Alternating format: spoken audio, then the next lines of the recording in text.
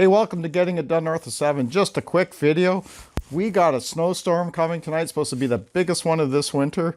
We'll see. But anyways, I'm going to get ready for it. I got my snowblower ready. I got it topped up with fuel. I checked the oil. Everything's good. I melted all the snow out of the barrel here. I just put a heater in front. From the last snowstorm, there was still snow in here. So I had the heater in there, warmed it all up.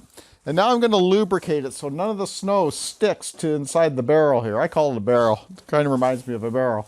So what do I use? I use fluid film. This stuff seems to be working the best. I tried WD-40 and everything. WD-40 is not really good for that. So I already shook it up. I'm just going to spray the inside. Hold your breath.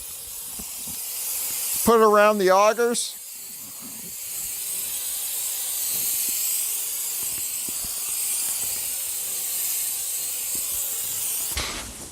And that should do it. Just keeps it lubed up, keeps the snow from sticking, and helps you get the job done. While I'm at it, I'm going to do the plow blade on my ATV. So thanks for watching, and we'll see you on the next video.